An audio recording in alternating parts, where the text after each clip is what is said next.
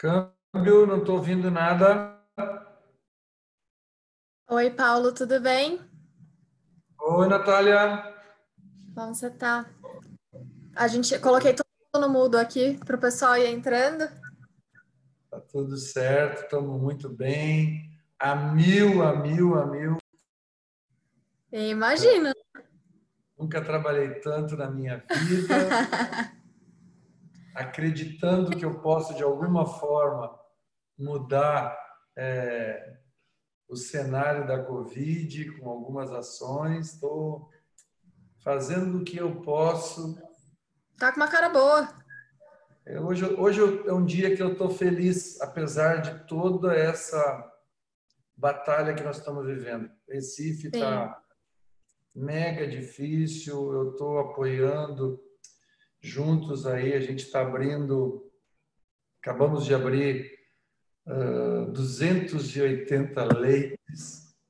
Maluco! Agora a minha tela ficou pequena aqui. O que aconteceu? Será que é aqui o problema? Ah, não, não. Tem uma tela Foi, direita. né? Eu tava avisando aqui também. Ah, então A é gente tu. tá do ouvido, tá? Daqui a pouquinho a gente começa. Só mais uns minutinhos. Estou à disposição 100% aí, tá bom? Tá bom, obrigada. Beijo.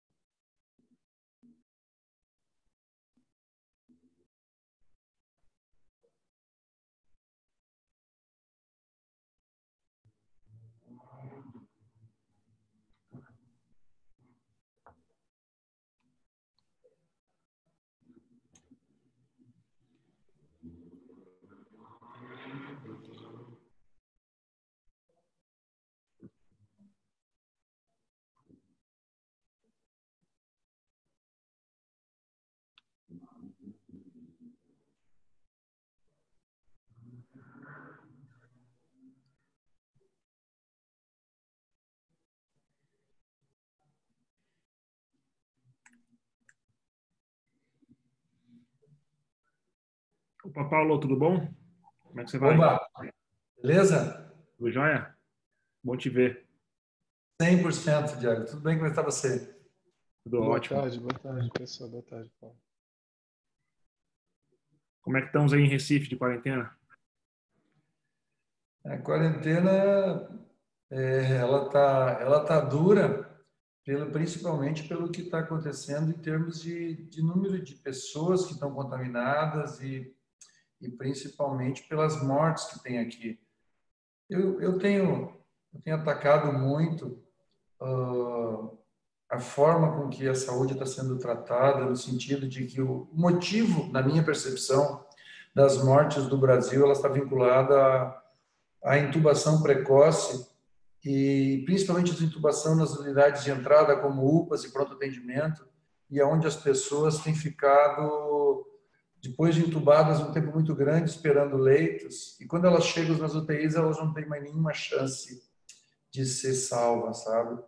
E eu estou tentando mobilizar o Brasil para mudar o protocolo de intubação precoce por um protocolo de tratamento precoce das pessoas. Valdecir está me ouvindo, me perguntou se a gente pegou Covid. Eu peguei, Valdecir, contaminei a família inteira. Todos nós passamos. Eu já estou há 40 dias, eu acho. Eu me liberei dia 20, hoje é 20, 40 dias já pós-quarentena. Todos bem, graças a Deus, tudo. Eu estou trabalhando 15, 16, 18 horas por dia. Vamos que vamos. Vamos ajudar esse povo. Felicidade. E aí, como é que tá? Tem quarentena aí? O que tem aí? Tem lockdown? Tem o que aí, Natália? Diego? Quarentena. Quarentena aqui, o feriado não programado. A gente está aqui de feriado hoje, né? Eu não sei onde está o feriado. Mas o feriado é amanhã, né? Em São Paulo. Não é hoje não, né? É hoje e amanhã. Hoje e amanhã. Ah, eu pensei que era quinta e sexta. Não. Até segunda talvez tenha o estadual também, que ainda não fecharam. Porque de quinta a sexta é o municipal e segunda-feira é estadual. E quando é que nós vamos ter o Brasil de volta? Nós teremos. E que Brasil? A gente vai ter que ter um Brasil diferente, né? A gente tem que preparar a retomada. Tudo diferente. Acabei de ver aqui umas fotos das escolas na Coreia do Sul, com as carteiras todas com, né, a proteção em volta. Então, a gente tem que se preparar para retomar. Não vai ser mais igual. A gente não pode esperar que tudo volte como era, né? A gente tem que já mudar o nosso contexto. Tem muita tecnologia chegando, muita coisa boa, mas no Brasil nós temos muitos Brasis e a gente não pode. Essas possibilidades elas são viáveis no antigo meu sul, né, aí em São Paulo. Aí eu vivo há 30 anos aqui no Nordeste. Quando a gente olha o Nordeste, o Norte, isso não tem viabilidade. Não acredito. Nós não temos solução para as dificuldades que o Brasil tem nas regionalidades, né? Nós temos muitos Brasis e esses Brasis têm que ter tratamentos diferentes para cada um deles. E eu não sei qual é a solução, não. Também não. Pessoal, acho que estamos todos aqui. Vou dar início, tá bom? Acho que já estamos gravando, estamos com todo mundo já começando, já entrando, já com 75 pessoas aqui. Então, vamos lá. Boa tarde, meu nome é Natália Nunes, eu sou editora-chefe da Informa Healthcare aqui no Brasil. A gente é dono da Feira Hospitalar, do Saúde Business Forum, do Healthcare Innovation Show, do saudebusiness.com e de algumas outras iniciativas aí que a gente tem aqui no Brasil e no mundo inteiro. Essa semana a gente estaria recebendo vocês na Hospitalar, né? Acho que é um evento tradicional aí que todos vocês participam ao longo dos anos e a gente queria muito estar recebendo vocês lá no pavilhão, mas infelizmente ainda não é possível, então a gente postergou o evento, mas a gente não queria deixar de aproximar o setor nesse momento. A gente queria trazer algumas discussões importantes, a gente queria trazer alguns dos maiores especialistas aí do mercado de saúde para falar com todo mundo. Então, muito obrigado pela presença de todo mundo, obrigada a todo mundo que aceitou participar aqui como speaker. A gente está desde ontem fazendo essa sessão de webinars. Ontem a gente teve um dia voltado para engenharia clínica, hoje é um dia voltado para tecnologia. Amanhã a gente vai falar sobre gestão e na sexta-feira sobre assistência. Então, cobrindo vários temas aí que a gente precisa falar um pouco agora dentro desse contexto de vários Brasis, como o Paulo já comentou, acho que um pouquinho no começo. e vocês também estavam conversando aqui antes. Essa sessão especificamente é um patrocínio da Microsoft, então a gente agradece muito a Microsoft por estar auxiliando e suportando, apoiando a gente nesse momento. Então, muito obrigada a todos vocês. Para essa sessão especificamente, a gente vai falar de fragmentação de dados. Acho que é um contexto bem importante fora da pandemia. Dentro da pandemia, ganha uma proporção ainda maior, ganha uma necessidade de velocidade de reação ainda maior. E para essa discussão aqui, a gente convidou algumas das pessoas que eu acho que são algumas das mais interessantes dentro do setor de saúde aí atualmente. Eu adoro o trabalho de vocês, vocês já sabem disso aí de bons tempos. Então, a gente está com Ariel Dascal, que é CDO da Redditor, Diego Álvares, que é CIO e CDO da DASA, o Ronan Damasco, que é National Technology Officer da Microsoft, Paulo Magnus, que é presidente da MV. Então, muito obrigada pela presença de vocês. E aí, eu vou dar exatos um minuto para vocês só contextualizarem, só se apresentarem. Acho que dá um oi aí para todo mundo para a gente começar a discussão, porque a gente tem bastante coisa para falar. Hoje de manhã, no primeiro painel que a gente teve, o Guilherme Rummel disse que a Informa ia pagar uma viagem para Caracas para todo mundo que tivesse dentro do tempo aí. Acho que o contexto não ajuda muito a gente viajar agora, mas fica aí para a gente tentar manter o dinamismo da discussão. Então, eu queria abrir primeiro para o Ronan, por favor. Bom, boa tarde. Eu vou tentar me conter no tempo e para não ganhar a viagem. Eu sou o Ronan Damasco, sou diretor nacional de tecnologia da Microsoft. Eu queria agradecer o convite, é um grande prazer estar aqui com vocês hoje e agradecer também a presença. Espero que no momento desse delicado da pandemia todos estejam bem com as suas famílias. Eu fico aqui em Brasília, no escritório que a gente tem aqui. Estou há 26 anos, vai fazer 27 anos esse ano na Microsoft. Bom, vou deixar para fazer meus comentários sobre dados, pandemia nas perguntas e passar para os colegas. Obrigado. Diego, por favor. Olá, pessoal. Boa tarde. Primeiramente, Natália, obrigado pelo convite. Estou muito feliz de estar aqui com todo mundo que está ao vivo, aqui os participantes e esses speakers também super qualificados para falar sobre o assunto. Eu estou na saúde, trabalho com saúde hoje já há 2 anos e meio. Eu era presidente de uma health tech, do mesmo grupo da DASA, e assumi como CIO e CDO da DASA especificamente, desde janeiro desse ano. Então, a gente viveu aqui grandes transformações na nossa companhia, no nosso grupo, por conta do Covid. Eu acho que tem muita coisa legal para contar, como a gente está enxergando toda essa movimentação e como a gente pode usar a tecnologia para evoluir, né? Evoluir aqui a nossa interação com o mercado como um todo. Eu acho que muita coisa tem sido acelerada por esse momento. Acho que não é o que ninguém gostaria que fosse, né? Acho que ninguém gostaria que acontecesse o que aconteceu, a pandemia em si, mas olhando o copo meio cheio aqui é olhar para frente em como essas transformações que estão acontecendo ficam, né? Como a gente pode usar isso para evoluir o setor, evoluir o nosso país. Obrigada. Paulo, por favor. Boa tarde a todos. É um prazer muito grande estar falando com vocês. Obrigado ao Hospitalar, nosso grande parceiro. Essa oportunidade de nós estar repartindo conhecimento. Quero dizer para vocês que sou presidente da MV. A MV atua em 10 países. Temos soluções de tecnologia para 100% da área de saúde.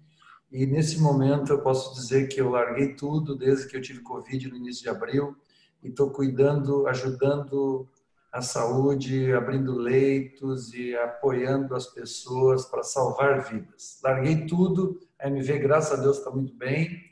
Falei com o Bira ali, meia horinha ali antes de falar com vocês. Estou à disposição para falar sobre qualquer assunto, sobre a pandemia, sobre tecnologia, à disposição de vocês. Menos de 1 minuto. Obrigada. Ariel, por favor. Bom, boa tarde aí a todos. Obrigado pelo convite. Também um momento aí muito especial que a gente está vivendo em todos os aspectos, né? Estou na saúde, mês que vem vai fazer 2 anos, né? Venho de telecomunicações e agora a gente está vivendo aí uma situação onde realmente a gente vê que a gente está na frente de batalha mesmo, né? Na frente da ação. E aí a gente aqui da área mais de tecnologia e digital apoiando para rapidamente virtualizar a companhia e apoiar os nossos colegas que estão na linha de frente da melhor forma possível.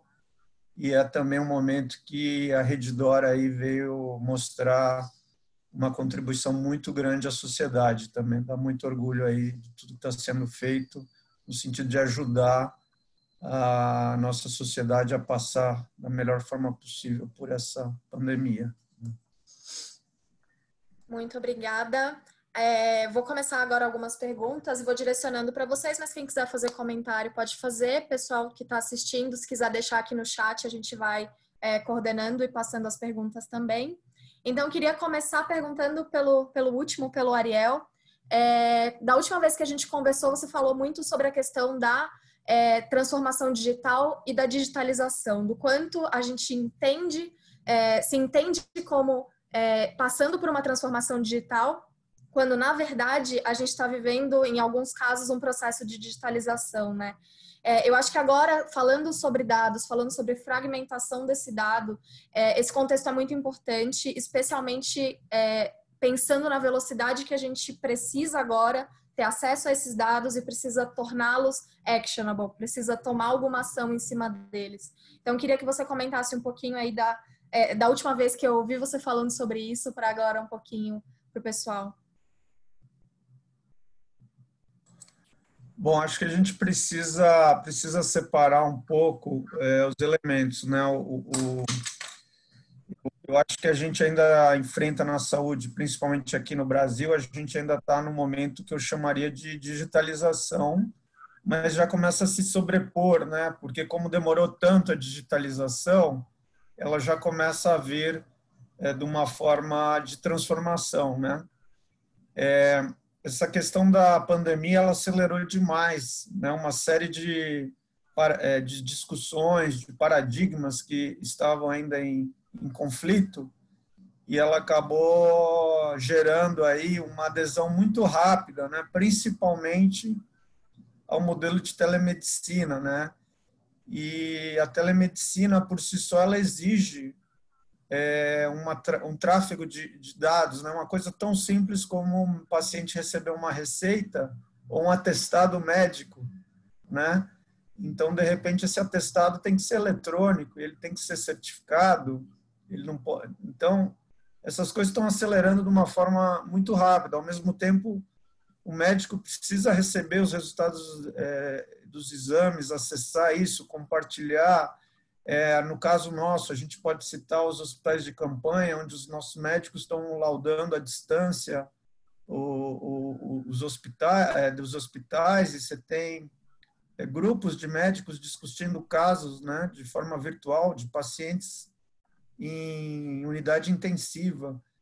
Então, assim, acho que está acontecendo um turbilhão de coisas simultaneamente, e, ao mesmo tempo, isso vale para as organizações, vale para o Brasil, as fragilidades e os gargalos estão aparecendo com uma transparência monumental, né? Tanto é que ontem houve uma conversa aí entre vários presidentes de várias das instituições e pessoas muito importantes na saúde, falando que é um momento, pós-pandemia, é um momento de reflexão sobre o modelo de saúde para o Brasil, né? Então, acho que a gente está vivendo um momento de extrema aceleração dessas coisas, né? Sim, queria emendar perguntando para o Paulo, porque essa semana a gente eu estava conversando com o Robson Capaz, professor de Stanford, e ele estava falando um pouquinho sobre o tanto que eles digitalizaram o processo, tanto de consultas, Stanford, as clínicas e os hospitais de Stanford ficaram fechados por 2 meses para procedimentos eletivos, né? E o quanto nesse período 80% das consultas viraram para telemedicina, e das consultas de psiquiatria, e quase todos os pré-operatórios também. Não quero focar em telemedicina, acho que não é aqui também o lugar para a gente entrar muito em detalhe nisso, mas eu quero pensar no prontuário eletrônico e pensar nos sistemas de gestão como cerne aí das organizações para desde a coleta até a transação do dado, até no final a gente conseguir olhá-lo e utilizá-lo de forma correta. Então, Paulo, eu queria entender um pouquinho como você tem visto esse impacto agora durante o período da pandemia e em comparação ao que a gente estava vivendo em relação à maturidade aí. Como o Ariel falou a respeito do que a pandemia fez com a aceleração digital no Brasil, a gente trabalha há 10 anos que eu tento puxar, a gente participou tantas vezes, né, Natália, de ações para poder buscar a aceleração da transformação digital. Nós temos viajado, algum de vocês nos encontramos no mundo aí, atrás de conhecer, de aprender como fazer. Nós nos preparamos muito, não para uma pandemia, mas sim para fazer o Brasil ser digital. O meu sonho de vida é quando poder deixar esse legado de fazer o Brasil digital. Isso é uma coisa que eu tenho propagado tanto. E nesses 2 meses a pandemia conseguiu fazer mais do que a gente fez em 10 anos. Nós temos várias e várias unidades de saúde hoje totalmente funcionando, não digitalizado, mas funcionando de forma digital, as pessoas em home office fazendo todos os processos, essa aceleração dos dados, dessa junção dos dados, o médico podendo atender da sua casa, fazendo telemedicina.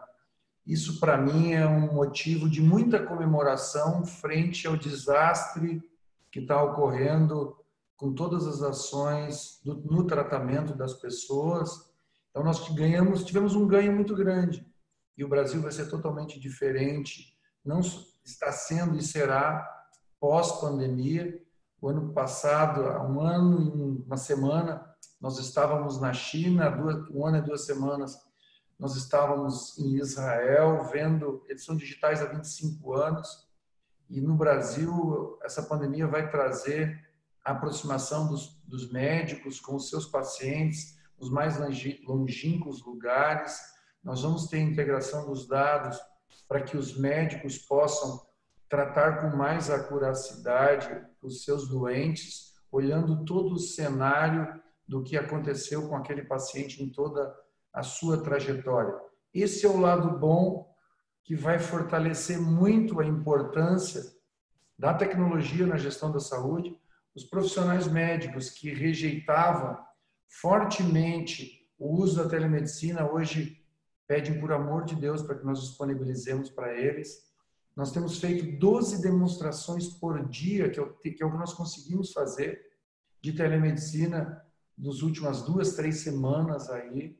Está muito bonito, apesar da tristeza que a gente carrega com a quantidade de mortes que está ocorrendo no dia a dia em nossas vidas. Obrigada. Acho que eu vou emendar com o Ronan para falar um pouquinho sobre essa importância, sobre essa elevação dessa maturidade na questão dos dados, junto com o uso de novas tecnologias e de novas ferramentas que a gente tem disponíveis, tanto de escala computacional até de novidades sobre como a gente está usando essa tecnologia de fato. Então, Ronan, por favor. Ok. Natália, eu queria aproveitar primeiro e comentar sobre o primeiro comentário do Ariel, que foi estendido pelo comentário do Paulo, que é a questão da transformação digital.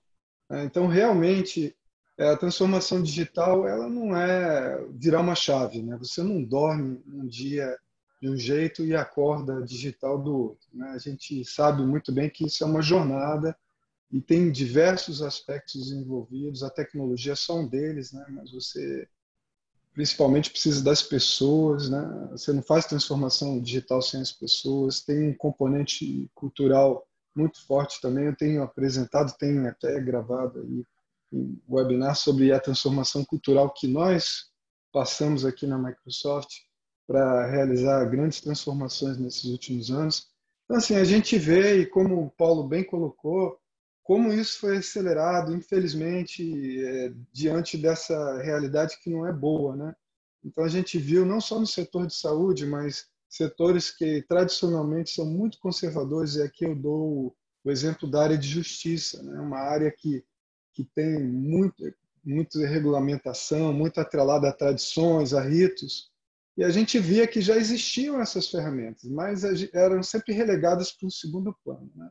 E a gente viu, por exemplo, que está acontecendo, a gente tem acesso até pelo YouTube agora, em plataformas aí de streaming, de vídeo, sessões de julgamentos. Então, o TRF1, que é da região aqui de Brasília, está fazendo julgamentos com validade jurídica usando ferramentas de colaboração à distância. O TCU, né, está fazendo sessões plenárias e um ministro, que é o presidente do TCU, em conversa com a gente, falou: a gente está até gostando mais, porque antes você, para reunir as pessoas, tinha que dia você pode, que dia... agora a gente chama todo mundo aqui, em 1 minuto está todo mundo participando, resolvendo uma situação. Então, realmente, a gente vê que muitas coisas foram aceleradas em função da pandemia, porém, para que essas tecnologias elas passem a ser adotadas aí com eficiência, e que não seja um puro modismo, e depois a gente volte para o jeito antigo, ou seja, tem se falado tanto aí do novo normal, eu acho que a gente tem que pensar num processo como um todo. Então, como você disse aí, não é digitalização. A transformação digital é uma coisa muito mais profunda, né? O nosso presidente, o CEO Satya Nadella, ele tem uma frase bastante, eu acho, contundente, que ele diz que qualquer empresa que use eletricidade é uma empresa de TI. É bastante forte essa afirmação, mas realmente, se você não está fazendo uso inteligente dos dados do seu negócio, alguém vai fazer e vai te tirar do negócio. Isso a gente tem visto aí com diversos exemplos disruptivos ao longo do tempo, né? E eu acho que essa também foi uma realidade que a gente viu lá na Revolução Industrial, né? As empresas que usaram eletricidade e que não usaram. Acho que a gente está vendo justamente como se fala na 4ª Revolução Industrial. E aí, sem me alongar muito, com relação à parte de dados, acho que desde que a The Economist, há uns 4 anos atrás, lançou pelo presidente do World Economic Forum aquela frase, né, o dado é o novo petróleo, foi a capa da revista The Economist, já está mais do que evidente, né? A gente já tem provas concretas aí do valor que os dados, esse novo bem, um bem intangível, sendo comparado com o petróleo que moveu a economia mundial no século passado e nesse também, a gente vê o valor que isso daí traz, né, o uso para gerar valor, e eu acho que seria chover no molhado ficar enfatizando. E a questão, já que você perguntou de avanços tecnológicos, né, eu sempre digo, a tecnologia sempre tem resposta, a gente sempre consegue fazer. Com o uso responsável, ético, a gente sempre consegue fazer com que a tecnologia responda às nossas expectativas, às nossas necessidades, né? Aí, no caso, eu poderia citar 2 tecnologias super avançadas aí que vão ao encontro dessa necessidade específica que a área de saúde tem, com dados tão sigilosos e dados tão sensíveis, né?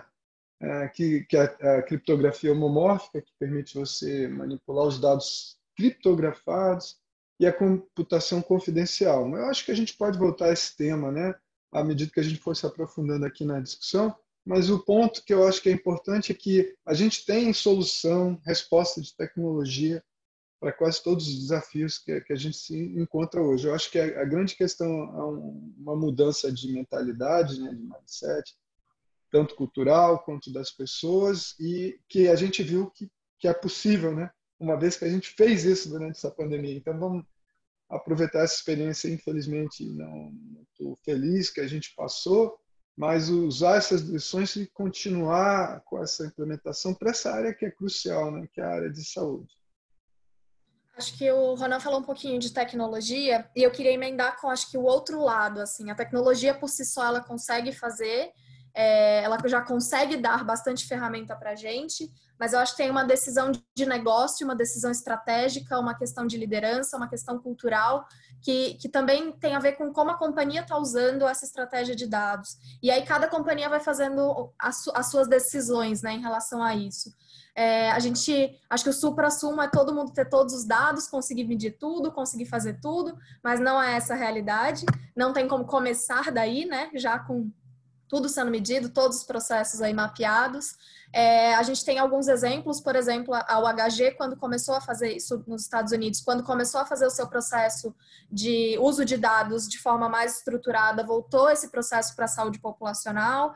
A Intermountain nos Estados Unidos voltou esse processo para a parte burocrática, para a parte de entender como que as transações médicas estavam acontecendo. E aí eu queria entender um pouquinho do Diego. Diego pegou de janeiro para cá, acho que viveu um pouquinho, uma gota aí da DASA pré-pandemia, né? Pré-declaração da pandemia.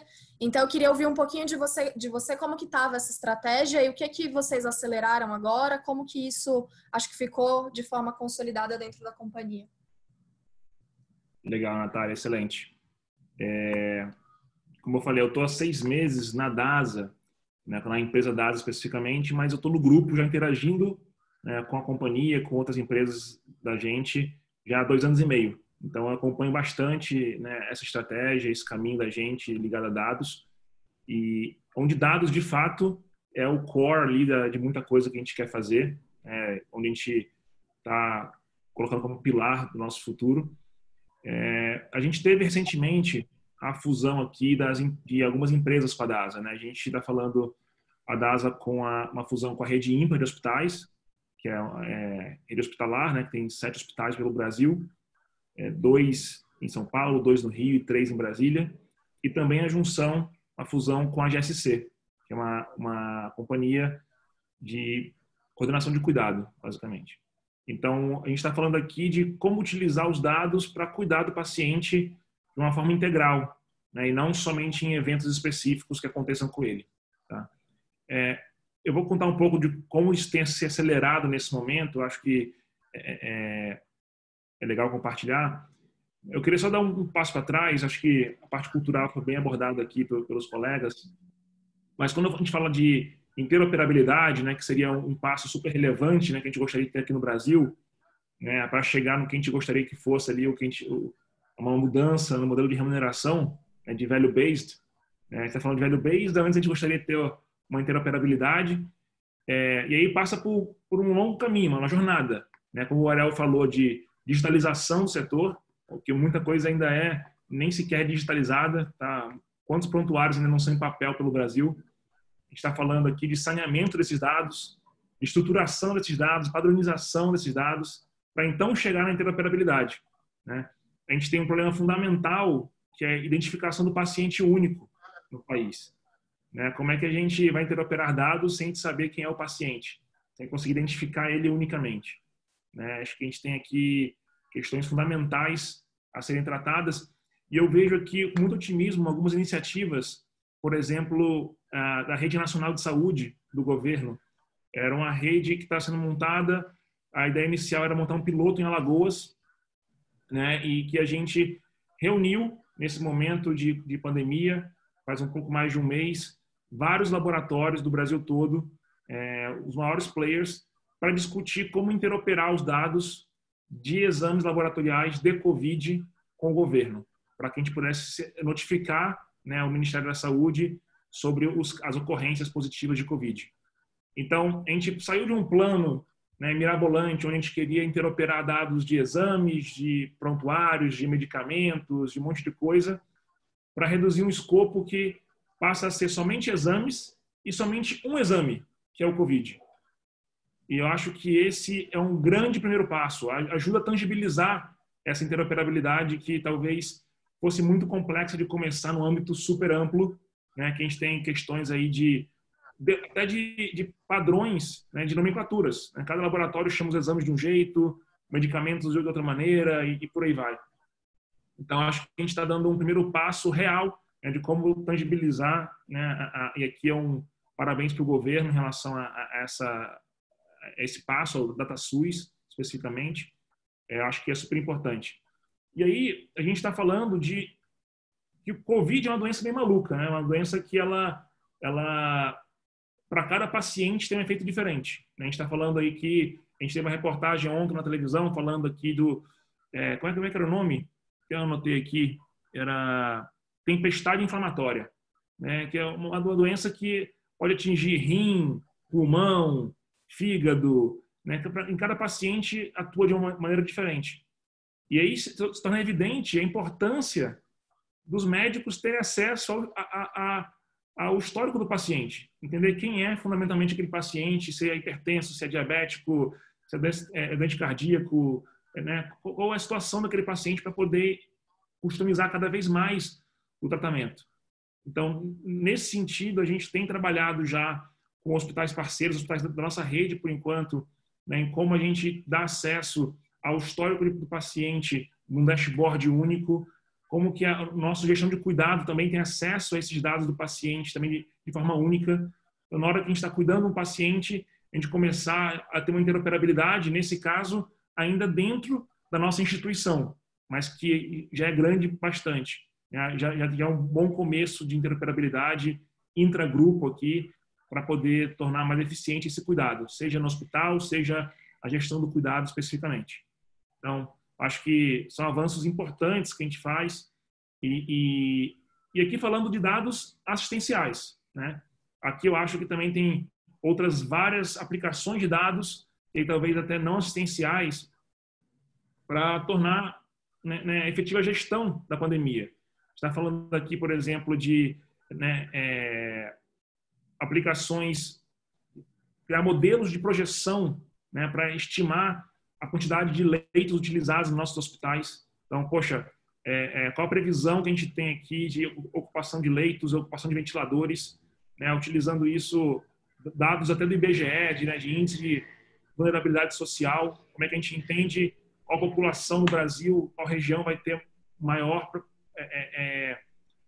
crise em relação à falta de leitos e em que velocidade, como que a gente deveria ajudar aqui, né, a informar sobre uma atuação mais rápida de quarentena, de lockdown. Então, o assistencial tem sido muito nessa linha de como oferecer um panorama completo do paciente e a parte também não assistencial de usar dados ligados aqui a projeções, principalmente de leitos e UTIs. E eu tenho visto no mercado, e acho que assim, isso a DASA ainda não está envolvida, a DASA tem namorado o assunto, mas, por exemplo, aplicativos de tracing, né? A gente tem aqui algumas companhias que são parceiras nossas, já algumas indústrias trabalhando em aplicativos com Bluetooth acionado, onde a pessoa, uma vez que ela usa o aplicativo, ela mantém aqui um registro de quem esteve ao redor dela, para se ela for qualificada como uma pessoa Covid positiva, a empresa ter automaticamente acesso a quem esteve próximo dela e poder isolar as pessoas que estiveram próximo dela também nos últimos 14 dias, por exemplo. Então, aí, obviamente, tem questões muito importantes ali de como usar esses dados eticamente, né, seguindo ali uma linha de consentimento, de LGPD, mas ferramentas que podem ser muito efetivas, né? São dados hoje que, né, não são utilizados no nosso dia a dia, mas que podem sim passar a integrar o nosso momento pós-pandemia, momento para como a gente retoma a nossa vida no país. Muito legal. Acho que tem um panorama aí bastante completo. Queria já emendar perguntando para o Ariel, porque ele também já falou um pouquinho sobre isso, o quanto você tem essa perspectiva, essas diferentes perspectivas no uso do dado, né? Então, pode ser voltado para o paciente, voltado para o profissional médico, voltado para a empresa, para a gestão de como está acontecendo, voltado para a saúde populacional, para o setor como um todo. Então, Ariel, queria um pouquinho de como que isso estava dentro da Redditor e o que foi acelerado agora, especialmente nesse período. Eu acho que a Redditor, ao longo desse último ano, a gente avançou muito na questão da interoperabilidade. Então, na Redditor, hoje a gente já tem o paciente único da Redditor e a gente, então, já consegue ter uma visão 360 desse paciente. E aí, a gente, hoje, especificamente em relação ao Covid, a gente está com um desafio, porque o paciente chega na emergência, ele é testado às vezes ele não é testado, às vezes ele é testado positivo e se manda ele para casa, porque não era o caso de uma internação. Então, esse paciente é um paciente que a gente quer acompanhar, se ele foi para casa. Alguns desses pacientes são nossos funcionários.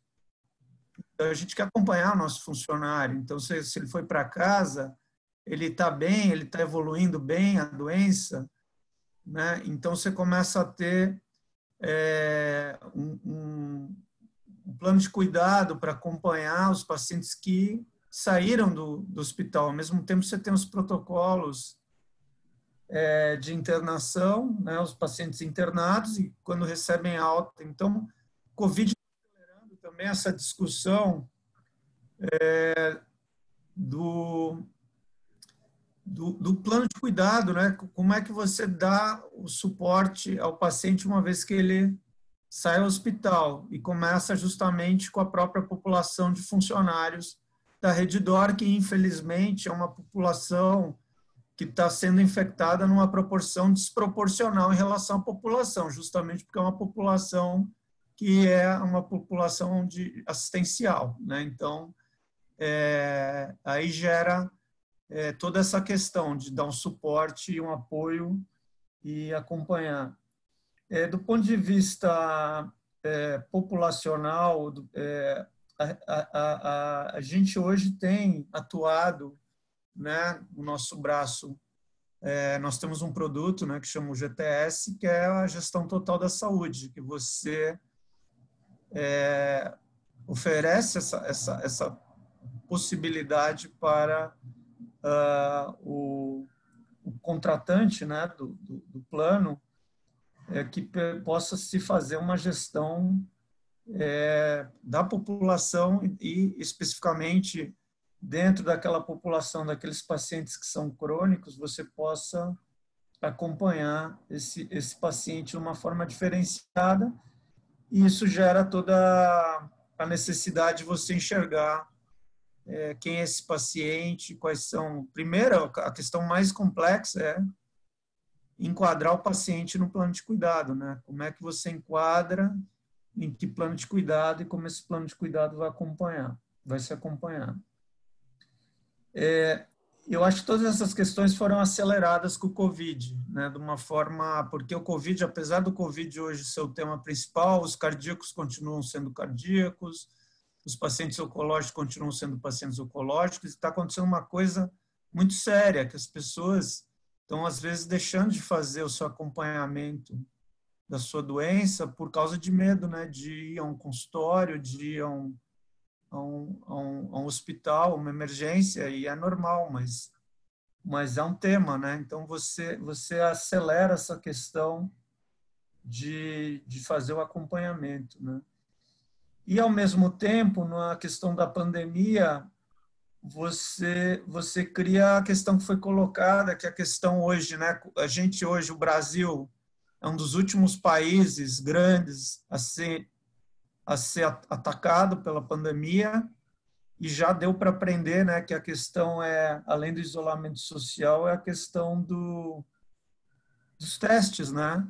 E uma vez que você faça teste, é como se acompanha essa população que deu positivo. Então, até houve uma iniciativa do Instituto DOR, chamada Dados do Bem, que foi justamente uma iniciativa filantrópica, na qual, além de captar recursos para trazer testes para o Brasil, junto com o poder público, distribuir esses testes de forma inteligente, né? Porque o teste tem que ser hoje priorizado de acordo com quem está realmente precisando de ser testado e não quem quer ser testado, né? Ainda mais num cenário de escassez dos testes. E aí você fazer o que foi falado, como é que se acompanha essas pessoas que foram detectadas como positivo e qual é o raio possível de infecção. E no Brasil, na forma como está hoje, só pode ser feito na medida que as pessoas se voluntariem para isso. Então, no Dados do Bem, as pessoas são convidadas a se juntar a essa plataforma. O incentivo é você conseguir ser testado, você tem lá uma triagem, se você tem ou não uma suspeita, você vai a uma central de teste, e aí você pode indicar pessoas que você acha que você teve convívio naquele espaço de tempo que você acha que deveriam ser testadas, e com isso você começa a gerar informação relevante, mapas de calor, de onde está ocorrendo, para onde está indo a pandemia, porque nível que a gente está hoje, isso foi falado recente, né? Acho que o Paulo também falou no início, nós temos vários Brasils, né? Ontem acho que foi falado pelo secretário de Saúde do Estado de São Paulo, você tem populações que já estão com a curva flat e populações que a curva tá explodindo, está ainda no início na mesma cidade. Então, a gestão ideal da pandemia no Brasil deveria ser por clusters muito específicos, né, as decisões. Então, não sei se eu respondi a tua pergunta, mas...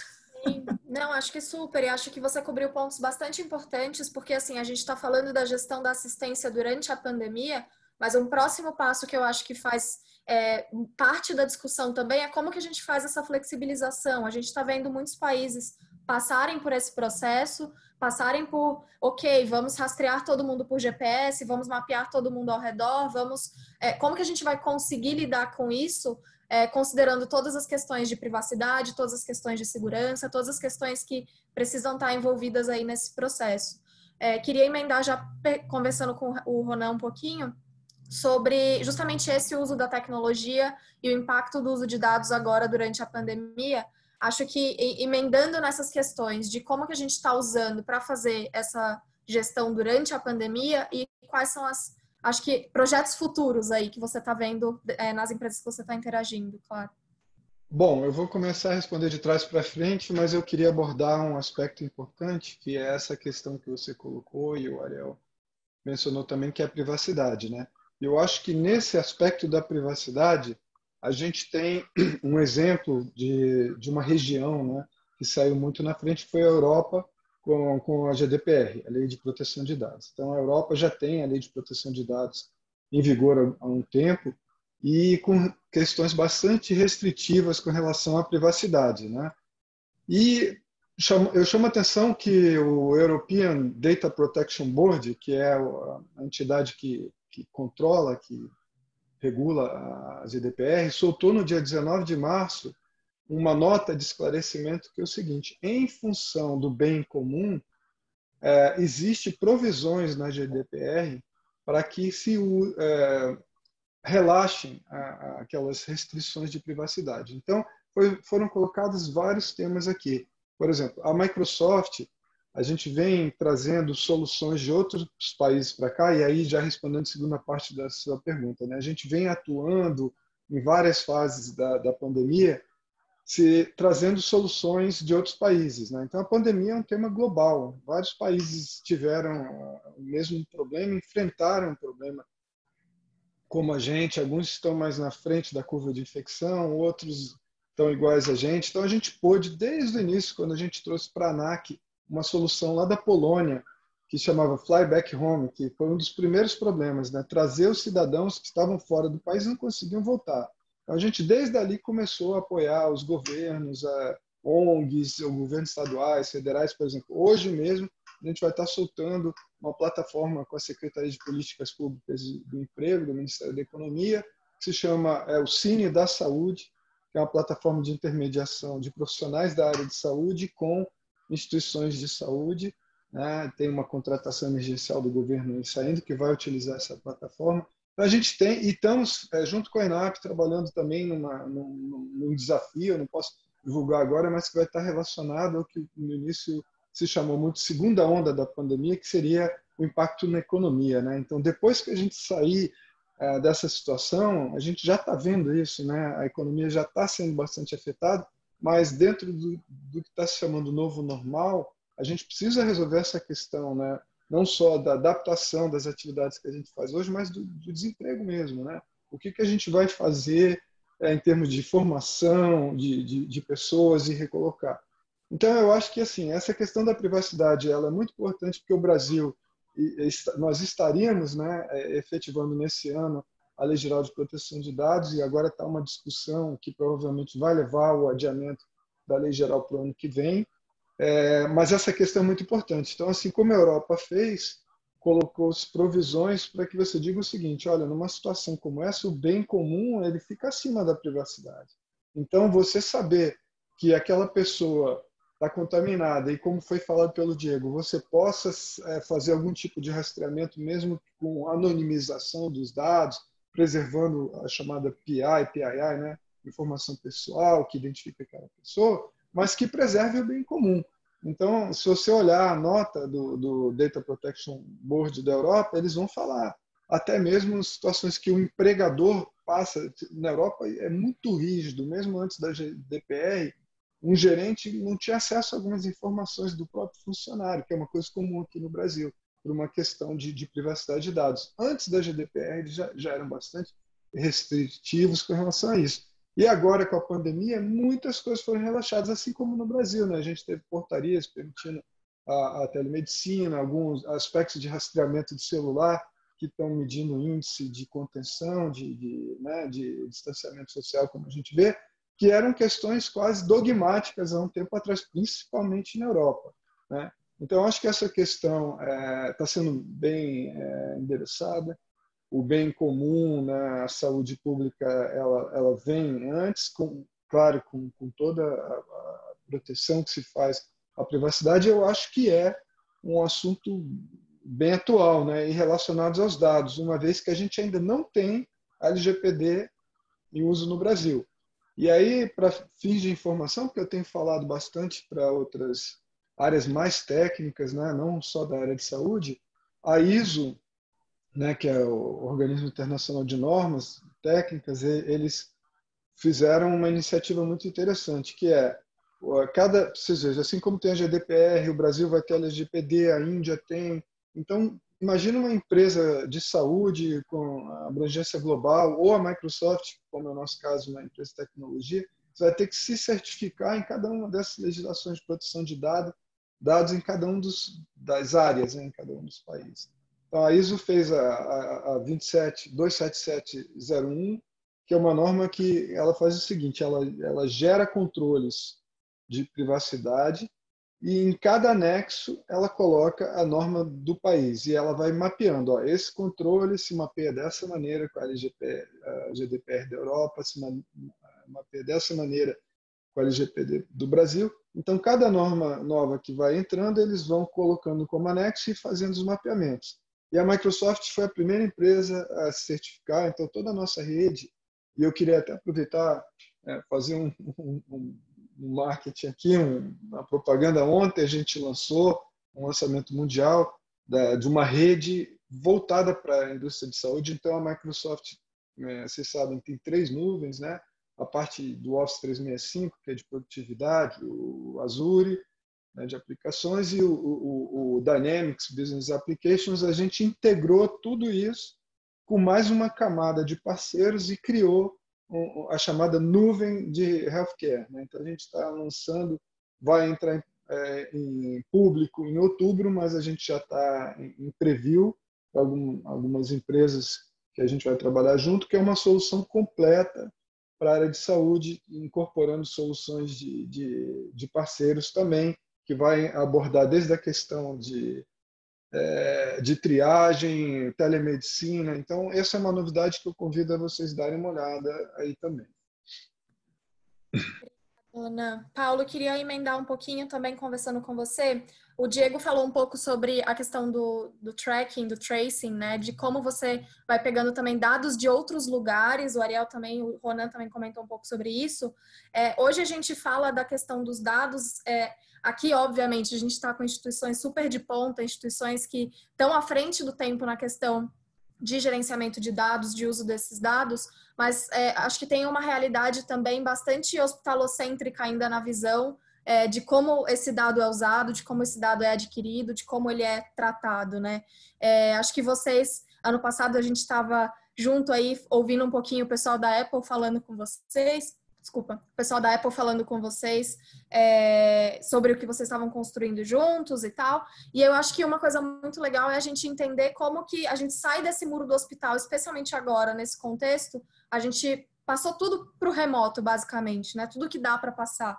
Então, como que você vê esse gerenciamento e esse preparo das próprias instituições para viver esse momento de integração de dados com ele vindo absolutamente de todos os lugares aí, a partir de agora? Como eu tinha dito antes, parece que a pandemia ela trouxe para o dia de hoje coisas que a gente estava fazendo para o futuro. Nós investimos muito nesses últimos 6 anos numa plataforma de integrar todo o ecossistema de saúde, que ela vai desde o paciente, né, que é o proprietário único de todos os dados. A gente tem que pensar em qualquer coisa que nós vamos prover, que primeiro a responsabilidade, a propriedade e tudo que se refere a um dado, ele é da pessoa, não é nosso. Apesar de todas as possibilidades de usar em pesquisa, como Israel, por exemplo, todos os dados da pessoa eles são criptografados, não aparecem, tu pode usar para fazer inteligência artificial, aquele conjunto de dados de imagem, de laboratório, de outras coisas, porque absolutamente nós temos que olhar que o dado é da pessoa.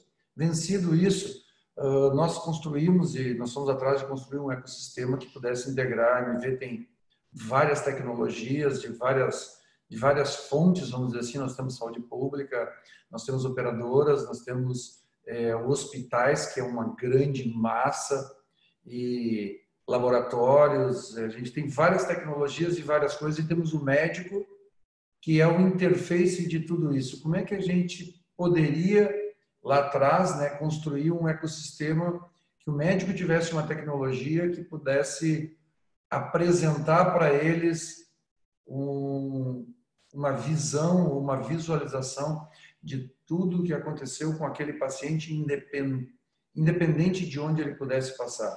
Então, nós começamos essa jornada em 2018, quando nós fomos procurados pela Apple, aí para buscar criar um aplicativo médico que trouxesse, que pudesse interagir com uma cadeia inteira.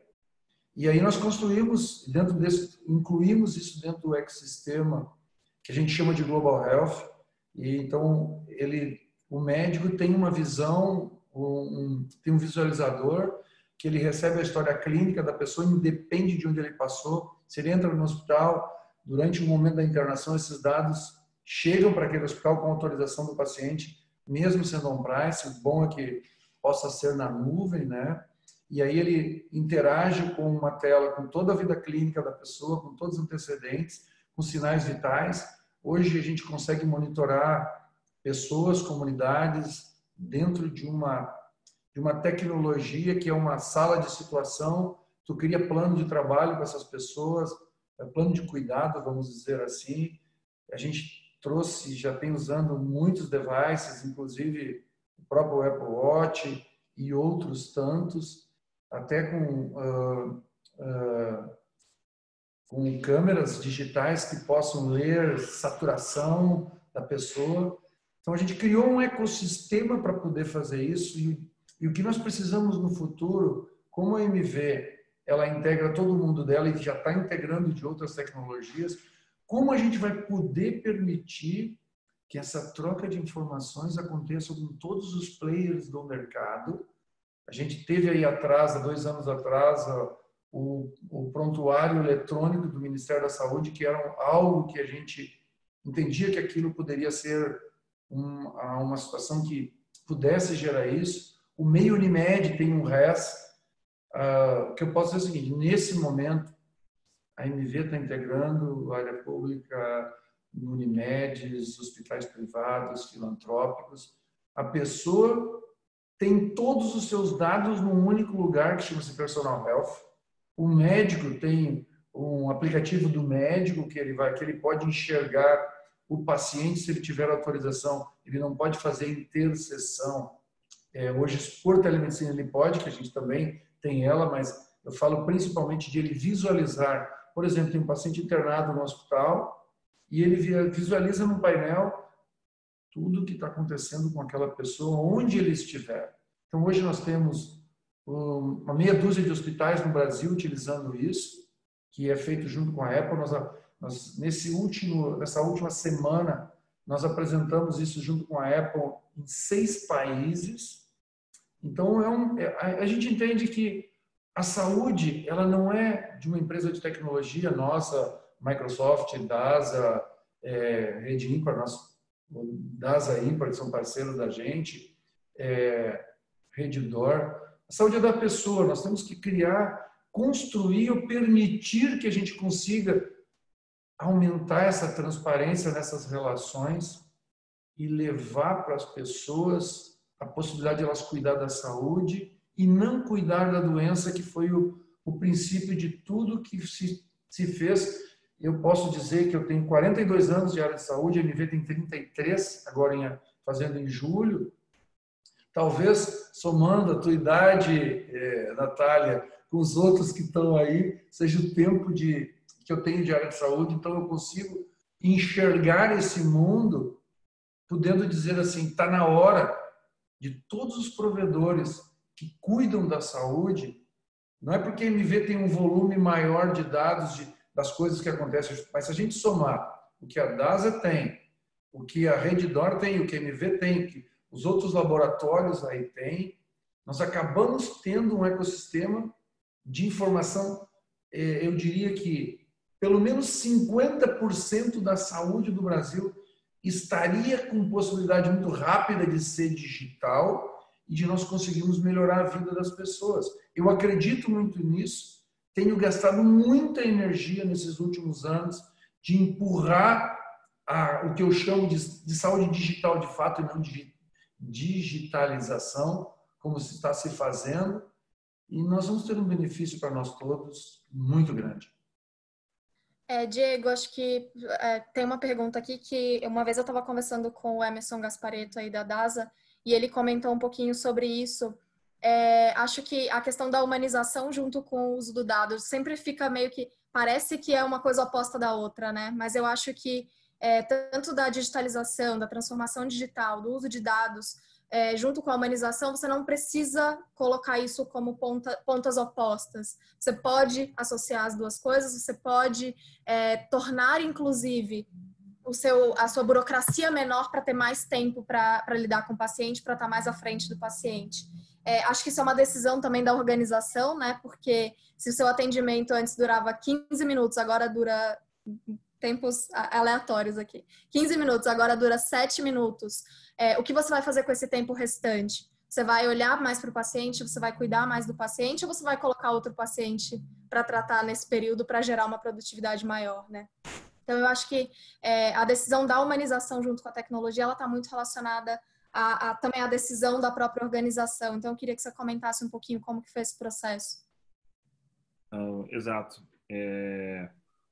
Acho que justamente aqui a gente tem falado muito sobre uma diferença grande entre sistemas e produtos, né? Uma coisa é ter um sistema, uma tecnologia, outra coisa é ter um produto que tem engajamento, canal de distribuição, né, que tem retenção.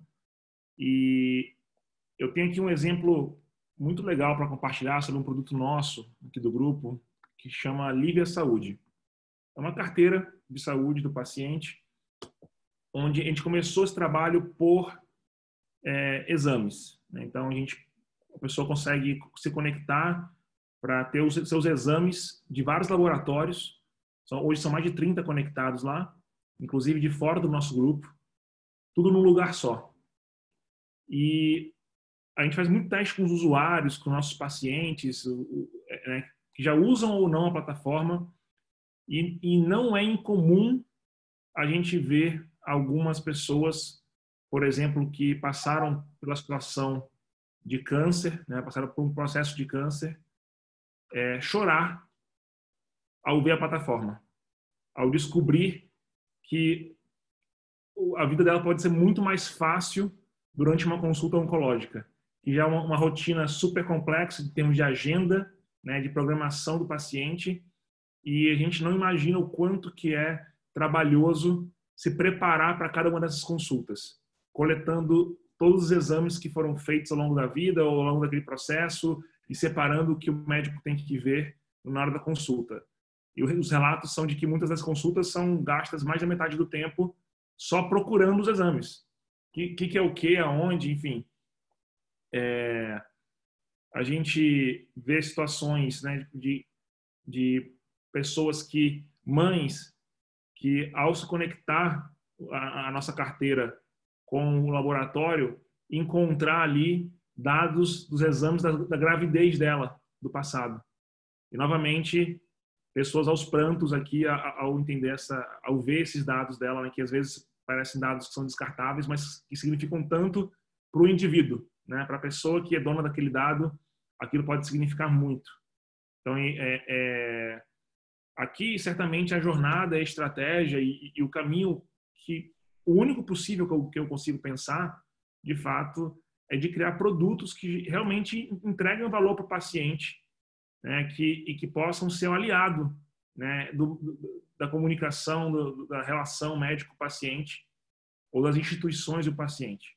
Acho que esse é o único caminho e todo o foco é muito mais sair dessa situação onde a gente tem... Se você entrar na Apple Store, na Google Play hoje, você vai ver centenas de aplicativos de saúde. E aqui eu deixo o desafio, pergunto para vocês, quais vocês usam, né? De fato. São aplicativos ainda que eles tratam de eventos, tratam de situações específicas, mas a gente tem que criar, além de sistemas, produtos que engajem as pessoas, que criem realmente uma conexão do paciente e que melhore a relação, né, com os médicos. Eu acho também que quando a gente fala do nosso setor como um todo, quando eu falo de disrupção, né, a gente fala muito, às vezes, o Uber, né, que vem uma postura talvez destrutiva de, olha, eu vou destruir com os táxis, né? A gente tem vários outros exemplos, né, de indústrias que foram disruptadas aqui, né, do Netflix com locadoras e por aí vai. A gente tem que entender que na saúde a gente não vai disruptar o médico, né? O médico, ele vai estar sempre conosco. Não importa o que aconteça na saúde, pelos próximos 100, 200 anos, a gente vai ter lá alguém cuidando do paciente na ponta, né? E aqui criar tecnologias que são inclusivas, que colocam o médico e o paciente no centro da relação, de fato, e facilite tudo isso, com o engajamento de ambas as partes. Seja aumentando a produtividade, seja ajudando a coordenar cuidado, né? Enfim, a prevenir problemas. Então, acho que esse deve ser a visão e o caminho de todo mundo na área de saúde. Muito obrigada. O Ariel comentou aqui do lado também que estão implementando visitas virtuais das famílias para os pacientes internados. Então, acho que tem uma gama de ações e de formatos para o uso desse dado, de fato, que pode tornar o setor, acho que, mais humano ainda, pode tornar o atendimento ainda mais próximo, né, do paciente. A gente, infelizmente, está acabando o tempo aqui. Eu gostaria de abrir para vocês fazerem comentários finais. Então, queria começar com o Ariel, por favor. A gente falou aqui bastante, né? Vários temas que talvez se não tivesse Covid a gente estaria repetindo nessa conversa que é muito parecido com o ano passado, apenas incrementalmente, né? Tá trazendo para a prática, né? A necessidade, quer dizer, a transformação que está ocorrendo, ela vira uma necessidade do indivíduo, né? Do indivíduo do médico. A gente tem que lembrar hoje, a maior parte dos médicos hoje estão com um problema seríssimo, porque os consultórios estão vazios, né? As consultas não estão acontecendo, eles precisam se reinventar e a reinvenção está vindo através da telemedicina. Então, a gente está vivendo um momento sem precedentes. A discussão do que é a nova normal. Hoje eu passei uma parte da manhã assistindo uma apresentação sobre o que está acontecendo na China agora. A China pós-Covid. E a China pós-Covid é uma China diferente do ponto de vista principalmente do consumidor. Né? Um consumidor que pensa bem antes de sair de casa, faz muito o que pode desde casa, pensa muito na questão de como ele se relaciona com as outras pessoas, apesar de que a retomada está sendo rápida lá na China, né, do ponto de vista econômico. Mas a gente tem aí uma questão de qual vai ser a nova normal, né, principalmente na relação das pessoas com a saúde. A gente está vendo aqui como nunca o custo das comorbidades, né? Até pouco tempo atrás, numa população de baixa renda, a pessoa nem sabia que tinha diabetes, né? Eu tenho uma barraca que eu vou aqui na praia, eu moro em Copacabana, o dono da barraca amputou o pé Por quê? Porque ele tem diabetes, né? E isso não era tratado, ele não tinha como ter esse tratamento. E hoje está se falando em comorbidade, e quando a gente discute leito de Covid, o leito de Covid está sendo disputado porque as pessoas, a gente tem uma população com altíssima taxa de comorbidades. Então começa a se falar em prevenção, não mais como de classe alta, mas como uma necessidade de saúde de Estado, né, populacional, porque o Covid veio e a gente não sabe se não vão vir outros depois. A gente agora é uma sociedade que mudou a visão como se olha para a saúde, para a pandemia. Então, acho que a gente está vivendo aí uma situação de qual será a nova normal. Coisas que antes eram absurdas viraram práticas, viraram, né, isso que a gente está fazendo aqui com 70 pessoas, vai mudar a forma de se fazer eventos, vai se mudar. E aí a questão é o que vai ser essa nova normal e quais vão ser, de fato, as necessidades. E outro tema que eu acho que surgiu aqui de uma forma muito forte é a questão da colaboração. O próprio Paulo disse que largou a MV já fazem alguns meses para cuidar da saúde do brasileiro. Isso aconteceu com todos nós de alguma forma estamos dedicando um pouco nosso tempo, a nossa cabeça, a nossa capacidade para coisas mais colaborativas. As organizações, né, estão trabalhando, competidores trabalhando lado a lado. Eu vi isso não só na saúde, em outros setores, é uma coisa assim que não é normal de se ver, né? Então, acho que obviamente, nós ainda estamos no centro da pandemia, a nossa curva ainda está crescendo, então é difícil falar no pós-pandemia, mas é o momento também de se pensar um pouco no pós-pandemia, né? O momento dessa nova normal e como a gente vai sair, como a gente faz algumas das coisas boas que estão acontecendo nessa loucura se manterem, né? Eu acredito muito na questão da formação do hábito, né? E o hábito, ele precisa de um tempo para se consolidar. Então, não sei até que ponto alguns dessas mudanças já vão virar hábito, a gente volta ao passado, né? Então, vamos ver como a gente sai disso. Agora é o momento ainda de focar muito nessa pandemia. Acho que a gente já está numa nova fase, né? Nós todos, assim, a gente, quando começou, entramos num ritmo alucinado e agora a gente já já virou uma rotina, né? Essa situação, né? Mas eu acho que a gente tem que pensar um pouco o que vai ser essa nova normal aí. Obrigado aí pela oportunidade, obrigado a todos aí pela conversa boa. Obrigada. Diego, por favor, se vocês ouvirem Maria Rita ao fundo, meu vizinho decidiu colocar muito alto, são as coisas da pandemia também. Então, a gente vai acostumando com tudo. Eu ia comentar que eu tô surpreso que não apareceu uma criança passando ainda aqui na tela de ninguém.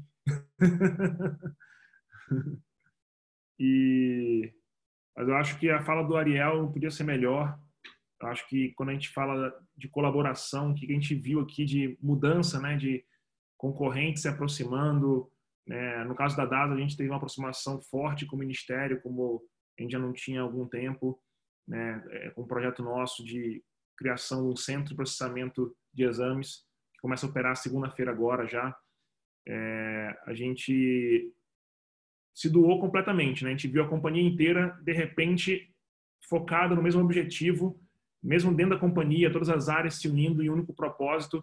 Eu acho que é muito bonito, né, entender aqui, quando a gente fala do financeiro, quando a gente fala do RH, quando a gente fala da TI, de todas as áreas da companhia, a gente conseguiu sentir de verdade o propósito que é trabalhar numa empresa de saúde. Né? Acho que a gente pode viver, a gente sempre fala de salvar vidas, do impacto que a gente causa, como é bonito trabalhar nesse setor, e na pandemia isso ficou totalmente exacerbado, totalmente à flor da pele, todo mundo criando soluções. A gente criou uma solução de telemedicina em 15 dias e todo mundo trabalhando madrugada, virando noite e pensando só em, poxa, como a gente ajuda nesse momento. A única motivação aqui não era financeira, não era nada a não ser, poxa, como a gente colabora, como tecnologia pode ser realmente colocada à prova aqui como para uso de salvamento de vidas. Então, acho que foi algo muito bonito de se ver, que eu espero que aconteça, que se mantenha, né, por longo prazo aqui no nosso setor. E sobre o novo normal, realmente vai ser algo muito diferente, né? A gente está falando de companhias inteiras que mudaram para home office, onde o call center, né, a gente fez uma operação de guerra para colocar call center em home office, para colocar médicos laudando remotamente, para criar solução de telemedicina, né, prescrição digital. Então, não tem muito mais volta. Acho que a empresa começa a pensar como pode ser muito mais eficiente também, né, além de tudo. Até mesmo soluções de faturamento sem papel, soluções de coleta domiciliar, né? Então, como que a gente vai na casa das pessoas, né? E como que a gente consolida essa operação. Então, foram muitas mudanças operacionais mesmo que impactam completamente nos hábitos das áreas da companhia, nos hábitos do consumidor, e que eu acho que, eu não vou dizer que não tem volta, mas que vai fazer todo mundo repensar a forma até de estrutura de operação, estrutura de custo, estrutura de como entrega valor para o paciente. Acho que é uma mudança muito profunda. E por esse lado, eu estou otimista, estou feliz, né, de ver o que a gente tem um futuro que pode ser bastante empático, tá, em relação a tudo que está acontecendo, usando tecnologia aqui com um papel muito importante. Muito obrigada. Paulo, por favor.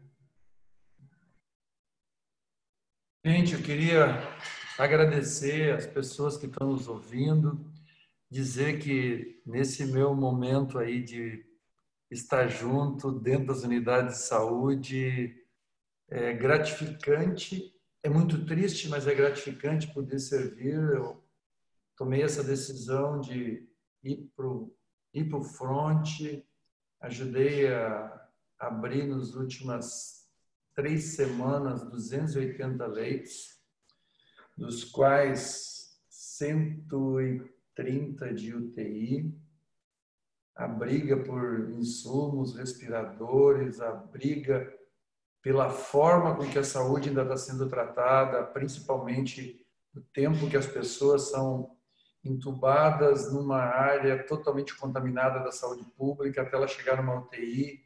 Isso representa quase que um atestado de óbito para as pessoas. Quebrar tudo isso. Lá na China, os caras propagaram um momento que tinha como que a intubação precoce era a primeira coisa para tratar o coronavírus. Isso foi para a Europa descobriu que isso não estava adequado. Isso no Brasil ainda hoje está valendo na saúde pública em muitos lugares. E eu, no domingo, eu estava falando com o Jarbas Barbosa, que ele é o vice da OMS, e ele disse que esse protocolo está sendo reestudado.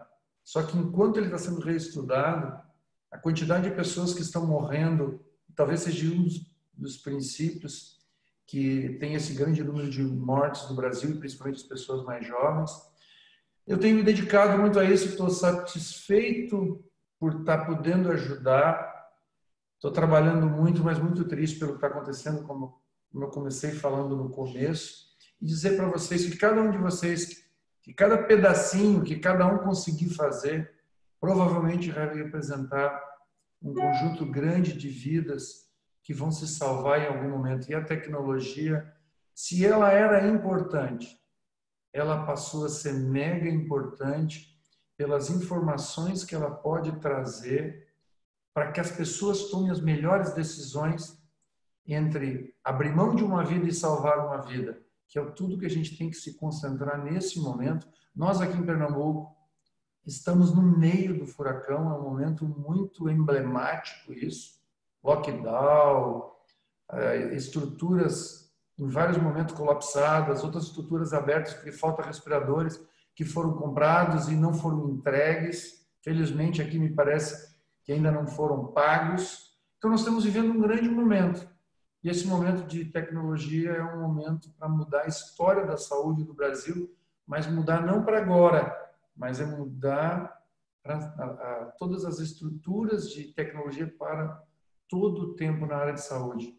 Muito obrigado a todos vocês e muito obrigado ao Hospitalar por esse momento muito legal. Obrigada, Paulo. Também estão falando aqui sobre essa questão da urgência da abordagem, né, da mudança do protocolo, da mudança da velocidade que a gente precisa para a tomada de decisões. Comentaram aqui também da questão da Microsoft estar apoiando nessas visitas virtuais. Então, Ronan, por favor, gostaria primeiro de agradecer, né, a Microsoft e segundo, por favor, os comentários finais. Não, obrigado, é uma honra para a gente estar participando aqui. E a pandemia colocou o setor de saúde em evidência e vai colocar a economia, o setor econômico em evidência quando passar.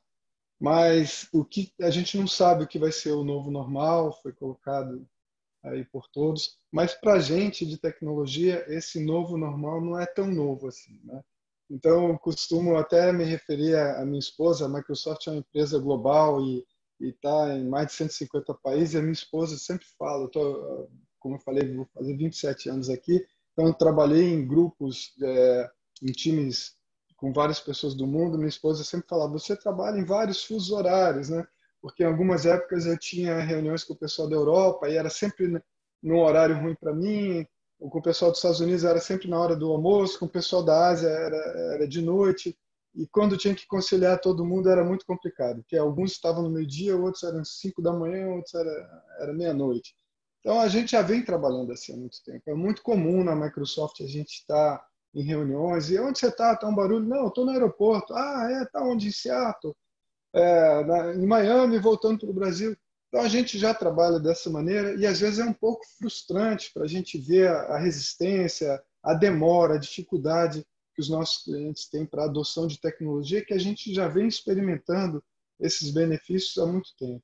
Então, eu acho que o Diogo falou que como é legal a gente estar num setor que faz tanto impacto, isso, graças a Deus, é uma felicidade que a gente na área de tecnologia tem.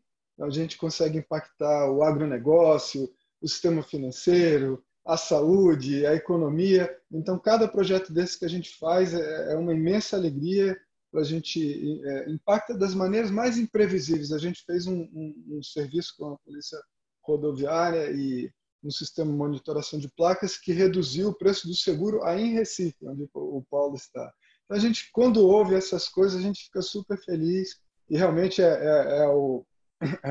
a Microsoft tem aí como missão, né, aumentar o potencial, fazer com que todas as empresas e pessoas alcancem mais. Mas é verdade, a tecnologia é a base de tudo, é o que tem nos permitido todas essas transformações que a gente tem vivido nesses últimos anos, e eu acho que se evidenciou nesse momento triste pelo qual a gente está passando, mas que esse novo normal não tem como escapar dessa realidade. Eu acho que a gente tem que usar dessa experiência para pegar os aspectos positivos do que a gente foi capaz de fazer, de continuar fazendo e de manter durante esse período. Ficou muito claro que as empresas que já tinham um certo grau de maturidade de uso de tecnologia conseguiram manter em algum nível seus serviços, suas operações, né? E prover esses serviços e operações para o cidadão. Então, essa mensagem eu queria agradecer. Num momento como esse, mais uma vez, agradecer a presença de todos. Muito obrigado aí pela audiência. E é uma honra para a Microsoft estar apoiando. E, claro, desejar que vocês continuem bem com as suas famílias na pandemia. Temos o exemplo do Paulo aí, que sobreviveu ao vírus, né? Mas espero que a gente não precise passar por essa experiência. Parabéns, Paulo, e para todos, como eu falei, fiquem bem com suas famílias. Muito obrigado. Muito obrigada, gente. A Paula Belízia, cara, eu gosto muito dela. Ela está em Fort Lauderdale agora, nos Estados Unidos. Muito obrigada, pessoal. Acho que é muito legal a gente conseguir reunir aqui Recife, São Paulo, centro de São Paulo com Maria Rita tocando, o Rio, Brasília, todo mundo aqui, acho que para contribuir um pouquinho com o que está sendo feito para o setor. Agradecer a todo mundo que está assistindo, a todo mundo que é do setor de saúde. Acho que hoje de manhã a gente fez uma homenagem ao setor de saúde, que foi de fato importante para a gente, então eu só quero reconhecer nosso agradecimento ao setor de saúde como um todo, né? Pelo esforço que está sendo feito, pelo impacto, pelo trabalho. O Paulo falou, estou trabalhando 16 horas por dia, o setor de saúde inteiro está movimentado. e tá, acho que trabalhando com muita força para que a gente consiga o mais rápido possível, minimamente voltar para o normal ou confortar as famílias que estão precisando. Então, muito obrigada a todo mundo que é do setor aí, que está contribuindo para isso. Então, agora só gostaria de encerrar dizendo que a gente vai disponibilizar esse webinar no YouTube, tanto da Feira Hospitalar quanto do Saúde Business, e a gente deixa o QR Code aqui embaixo, vocês já estão vendo, para vocês avaliarem e comentarem um pouquinho com sugestões, críticas, enfim, o que vocês quiserem comentar. Então, muito obrigada, gente. Boa noite aí para vocês. Natália, obrigado, pessoal. Tchau, tchau. Tchau, tchau. Boa noite.